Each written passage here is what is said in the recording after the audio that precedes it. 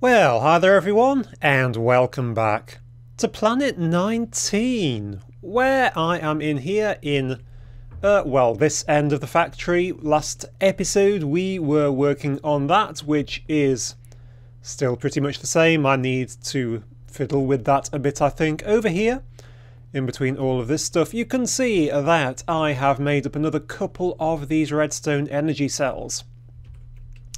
Because this thing was producing way too much power, basically. I think if I could get around that chest, I've got to click on the controller, which is there.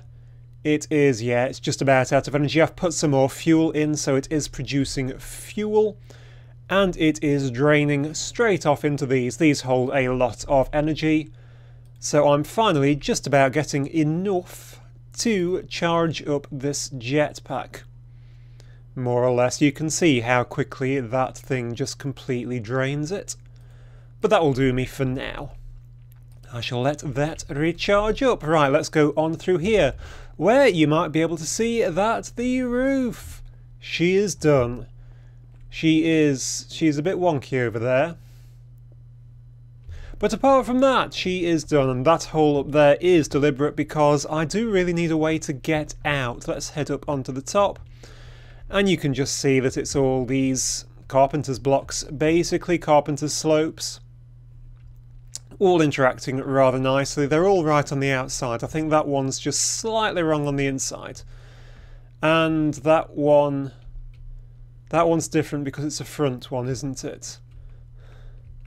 Oh right, of course, it's a different shape completely, so that's why that one's slightly different. Yep, that's right. I do know what I am doing. So what has gone on apart from that since last time? What have I been doing off camera? Well, I have been mining quite a lot. I didn't record it because basically you know how boring I think it is to watch. But I have been going through dungeons. I found a dungeon or two. Unfortunately, I completely missed recording them. But c'est la vie. What I did find, however, is very interesting. I found a few bits, but the most interesting one is in here. It is this. I have found some ender lily seeds. Now, if you don't know, ender lilies are awesome, particularly for me, because I can't find ender pearls, because I can't find endermen anywhere. These ender lilies grow ender pearls. Now they grow ender pearls incredibly slowly. Okay, I think it takes about 12 hours to actually grow one on dirt. That's 12 hours game time, constant game running, so they are a bit of a pain. You can grow them faster other ways though. Now the good thing about ender lilies is that they will actually grow using these things being fully automated with harvesters. Did that just say error or something? Or did I? Yes, it did. What? Okay, I have no idea what's going on there. No idea at all. Anyway, they will automate using harvesters and planters, which is great. It means you can fully automate them. However, that's boring. I do like, I'm sure I've said this before, I do like the Mine Factory reloaded machines because they are incredibly efficient and they are incredibly good. However, they're just that tiny bit too efficient. I like something which has the possibility of going wrong, has way too many parts, fails like the turtle is at the minute. Things like that. I don't like them being too neat and easy. However, here on Planet 19, it is really difficult to find a way to automate the harvesting because it's really difficult to know when a crop is ready to harvest. But I do have a plan to make this a little bit more interesting. Now, the thing is that I don't really have much room except over here to mess with it, because this is not centered, is it? Which is why I've got less room on that side. And therefore, I'm actually going to take this farm out temporarily because I don't really need the potatoes and carrots. I'm not doing anything with them. So just temporarily, I didn't know there was a cobblestone there, this is all coming out to be replaced with something better. I should probably need half of that stuff anyway, but never mind. let's get all of this out. And get an inventory full of chuff. Right. You are coming out as well, and this really will send stuff everywhere. I do apparently have enough space in my inventory. Oh, there isn't that much. Okay. That's absolutely fine. Let us just pop this down here and stuff it full of carrots, and I might need those bits actually. Potatoes. I don't need the planter, I do need the harvester. I don't especially need the cobblestone or the radius upgrade. And get all of the bits which I missed. Right, now I would quite like to put this thing is so trigger happy, with the harvester. Now let's think, how will this work? Goes out there, that'll mess up the front a bit. If I put it there, it will have room to come this way and not that way. If I put it there, it will. My problem is that I do want to make it look pretty and at the same time fit in the gap. 1, 2, 3, sit there, come forward to here. I guess we're going to have to go with that.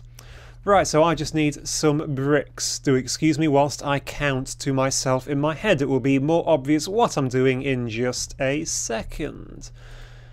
Right, some stone bricks is what I'm trying to say. Let's get these in.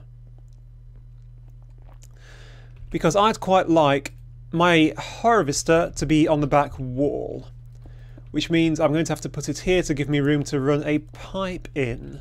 That was my dilemma. Where to put the pipings. Please come out and not go through the back wall because this place stupid shape. Right, we do have power going that way anyway, which is awesome.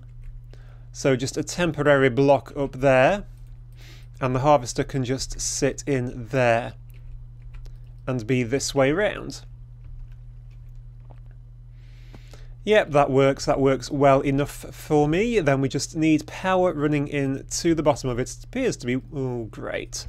Wrong thing, it appears to be working. It's still full of energy. Apparently it keeps its energy, which is very nice of it. Now what I don't need are these pipes, because these were the pipes going to the planter and such stuffs. Right, so we are going to use a harvester just like we did before. What we are not going to use is a planter, because I want to do something more interesting than using a planter. Yeah, I can just fill in that gap. So we need something which can plant things, which is not a planter. And for this, I am going to use a completely different machine. And that machine is the autonomous activator. It's a machine from Thermal Expansion, which doesn't actually require energy. It's quite simple to make. It needs a pneumatic servo, tin, piston, and a chest. So I am going to want to make 6 of these, which is an awful lot. So let's get some chests on the go. 8 chests is more than I need. Right, we also need a load of pistons. So make up, there is nothing wrong with making up excess pistons, especially when I've got this much excess stuff. 15 pistons. It would be really handy if you could clear these crafting tables more easily. So the only other thing which I need are the pneumatic servos. I have 1. I need lots. For these I need glass, which I do have. And every single time wrong way round. 22 of those is plenty. So a pneumatic servo with a piston and a chest on top and tin ingots, like I say I need 6, is going to get me these autonomous activators. Now I do also need extra item ducting, which I don't appear to have just here. So make up a few of, if I grab the lead rather than the invar. Where is my lead? Lead? No lead? No lead. Lots of lead. Right, get the lead. And just make up 29 item ducts. That is tons. So how am I going to do this? Well, what I am going to do is pop in a bit of stuff here. So the item ducting is going to come out of the back and go left, and it is also going to go right. Now obviously this harvester will harvest the 3x3 area in front of it, which hop is, if I can get onto it, this area. I'm just going to temporarily fill this in with dirt so that you can see what I am doing. So they are going to go in this area, this 3x3 area. The autonomous activators basically can right click in front of them. Did I not pick them up? Yes, I did. So just like right clicking with a seed, they can plant things. Now that is the wrong way round, so let's flip it so that the cross is facing this way. So these things will now right click in front of them. You can see they're set to right click, not sneaking. They will right click. If you put anything in here, they will plant it, which I should be able to show you with a potato. Okay, so yep, with my amazing Minecraft skills, I momentarily forgot that these things need to be hoed to actually go in the ground.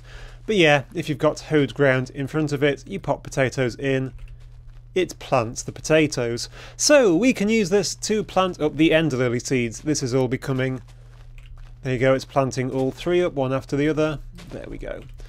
It's becoming unfarmed because there is no water, of course. Let's get rid of the hoe and those potatoes. That's not a potato, that's a torch. Okay, so this can be used to plant things, which means this can be used to plant ender lily seeds. Most importantly. Now we need to set the backs to be inputs because we want to put the ender lily seeds into the back of these things, which hopefully makes sense. There we go. Now we also have one more problem, which is of course that what we want to do is put the ender lily seeds into here in some, I could have put this all one back, couldn't I?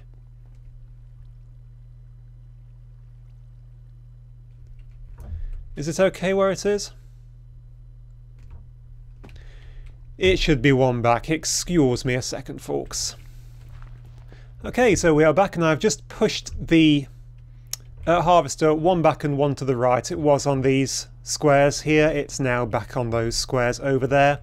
Not a big change, just a little bit tidier. Let's just run the pipe work out the back of this. And I'll show you what happens next, because let's just get our autonomous activators back in. 1, 2, 3, 4, 5, and of course 6.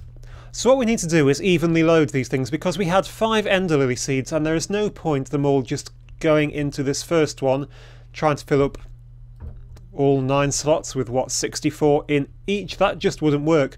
We need to alternate putting them into these autonomous activators, and fortunately there is a way to do that.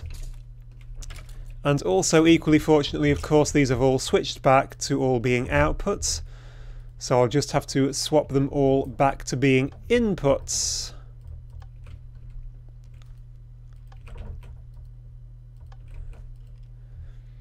There we go, a load of inputs. Now we don't want it inputting onto the side of the harvester like that, so we can just quickly disable that. And this needs to be an output. Now what we do need is, there are going to be 2 things coming out of this. There will be ender lily seeds, there will be ender lilies. So what we need to do is tell it that we only want some things to go in some directions, for which we need a load of pneumatic servos. We will need those ender lily seeds, And we shall also need some ender pearls. I'll leave one in there, I think.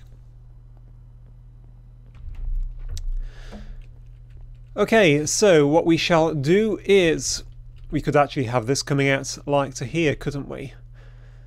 So we shall have a chest which shall sit just there. And this chest will only accept ender lilies. All of these will only accept ender lily seeds. And that should not connect to there. And presumably that should not connect to there. No, come back, ender pearl even. Right. This will only accept ender lilies. This will only accept ender lilies. Seeds even. This will only accept seeds. This will only accept seeds. This will only accept seeds. And this will only accept seeds. There we go. This was not set to a whitelist, was it? There we go. So now the seeds can only come in here, the pearls can only come out here. There is one final wrinkle to this. Here we have the exit. You might remember that if you hit these pipes, you can set them to vacuum, or you can set them to dense. If you set them to vacuum, things go there by preference. If you set them to dense, they'll go there. Last chance, I've got a red one up there. There is another setting. It is orange. Orange is the round robin mode. In round robin mode, what will happen is that when an ender lily seed comes out of here, it will first of all try to go to an inventory. The second one which comes out will not go to that inventory, it will go to the next one it finds.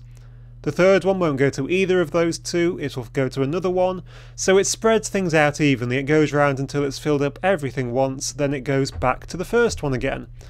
That means that these machines should get a nice even spread of ender lilies. And I'm getting hungry. So there we go, we have ender lilies going in every direction. So now there's only one more thing to do, because, like I said, it takes about 12 hours to grow an ender lily. On dirt, it takes a lot less time if you can grow it on endstone. Obviously, endstone is only found in the end, and I am nowhere near going to the end yet. However, what you can do is infuse sandstone with resonant ender and get endstone. Now, I'm not entirely sure if I do have that sand. I should have sandstone somewhere, I'd have thought. I might not do, though. So I might have to go on a hunting trip and find a bit of sandstone. I don't know if there is any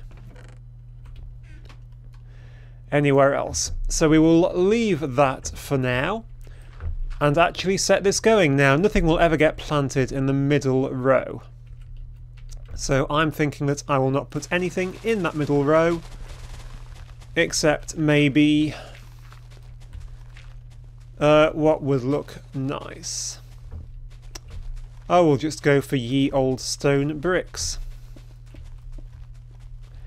There we go, there is my all new setup. All that I need to do now is pop one ender lily seed into each of these. And you can see they immediately get planted. Now these will take many hours to grow, and you cannot speed them up in any way at all.